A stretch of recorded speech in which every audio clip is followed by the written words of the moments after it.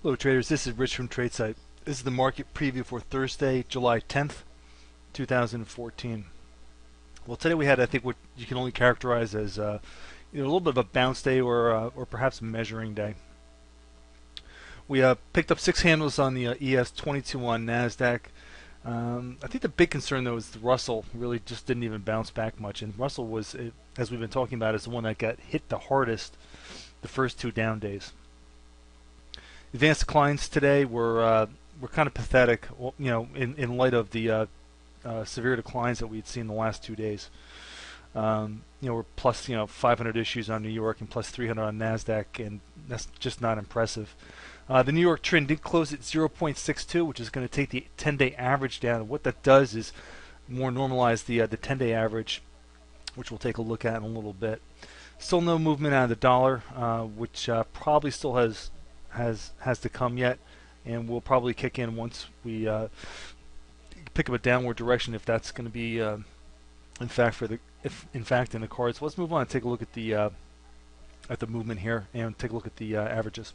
All right, here's the pure price chart. We haven't looked at this in a while. This is the NQs. A couple things to take away here. Note that we did have a couple of down days. We had this little potential turn day. We had this break day on Tuesday. Today we're just inside the previous day. We really haven't done anything here technically to really turn the trend. Note that today's bar, we did have some pretty good volume, and the volume of the futures was much better than it was in the previous couple of sessions on the way down. Here's a look at the ES side of the market representing the broad market. You can see that we're still in the area, still grinding around this upper regression channel. Here's where we found support. If we go back further, you can see the integrity is really well defined here in this channel. Had support here at the bottom of it. Up here we've had resistance. Moving back over to the current price action, you can see that we could obviously have a very meaningful decline down to about 1850 or so before we came in to interact with the trend channel bottom, and we've actually been up here for quite some time now, all the way through June. So we've been kind of in this upper band here, which really hasn't been too well traded to the upside. Just been kind of grinding here without getting too drastically overbought. So we'll see what we have in store. Let's move on to the technical features now. Let's look at the ES first, since that's what we were just looking at. Here's the ES chart. You see that we did have a down day the day before, but we didn't settle meaningfully below the 10 EMA. In fact, we settled right at it. Today, that's in fact where we opened, at the 10 EMA, and today we closed up a little bit towards this gap window. So we definitely have still something for the bulls to build on to the downside here, but they really have to resolve this inside candle. We essentially just traded inside the previous day's range. Here's our 13 exhaustion, so that is still in play. Definitely want to be favoring the short side and looking, and make sure you have some shorts ready to go. Tomorrow, after this little measuring day, this inside day, we're going to be looking for a two-way trade. But if we do start to see material weakness, we know that we want to definitely not miss those opportunities. NQ side, a little bit more inside, a little less distance into the previous day's range than the ES. We still have our 13 exhaustion in place, still holding above the 10 EMA. So once we close and follow through below the 10 EMA, we will go to short-term negative on both the NQ and the ES chart, which still remains to happen. So here's a look at the Russell. You can see the Russell already has a good deal of distance below the 10 EMA. Got this double top in place. We don't have the bar counts like we had on the ES and the NQ, but we definitely have a rollover pattern in place. See the distance here on Monday that we got down, and Tuesday and Wednesday was just this little measuring day. The troubling thing about this chart is that we settled down here in the lower half of the range from this down day. So that's actually a fairly weak candle.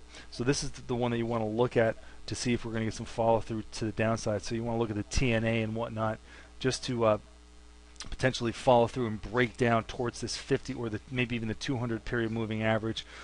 This has been the weakest sector today. We already mentioned that it was only up 0.14%, which is a very, very tepid bounce after 2 days of getting hit very, very hard. It's a highly volatile index with a lot of beta, so be ready to play this, and don't pass on opportunities if they're setting up, just because this isn't something that you usually play with. We had a very notable decline in oil today. We're down $1.20 or so. Big drop.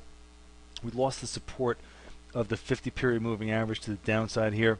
Need to follow through again below today's candle though to actually qualify that loss. But the key thing here is we're now 9 days down in the seeker startup phase. So this is the area where we should find a little bit of a pause, perhaps even a return back to the upside here of some kind of retracement after being down 9 consecutive days. So be ready for that if that does happen. Let's make sure it's not a surprise. Gold futures started to nudge up here a little bit. Didn't make a new high close on this move, but are still holding above the 10 EMA and also above that key 4-ace level.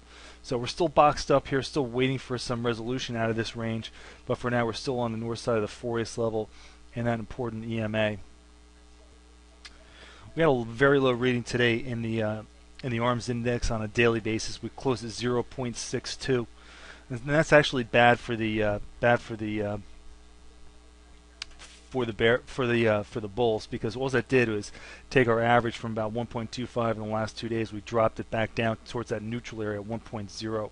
So what this does is actually loads more potential downside energy into this, because we've got more room to travel now before we get to this 1.35 oversold threshold. All right, here's a look at the multi-sector daily chart. Had some small bounces in all the majors. OSX, the transports, and the BKX. You can all see we're up. You can see we're all up a little bit. The big gain today was in the defensive-minded XAU. So we're kind of waiting for that to kick in. We talked about how that usually kicks in a little bit later in a down move. We're already starting to see some evidence of this moving up. What you really want to do is take a look at this previous high. If this high gets exceeded, then that's going to be an important development. All right, here's our comparison of the XAU, which is white. Okay, that's the underlying index that produces the commodity, and gold futures are in yellow. XAU tends to lead price. You can see that we did get this burst to the upside here. We haven't quite taken out this previous high. You can see that the gold futures here in yellow are still well below their previous high.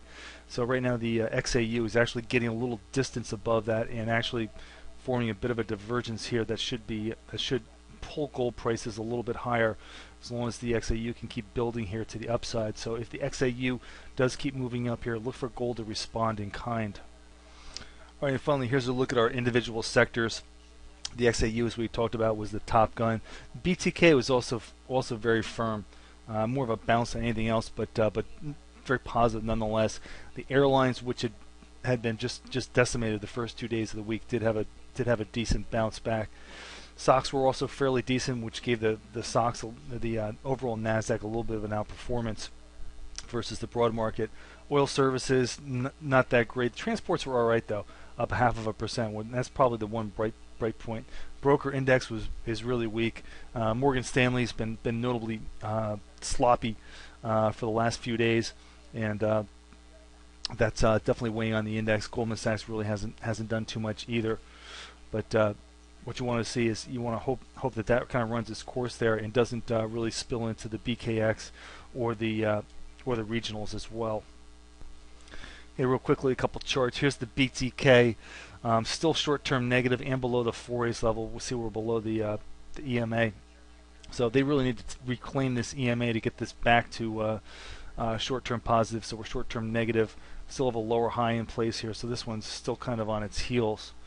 The semiconductors index, SOX, is a little bit more positive because it's holding above the EMA for now.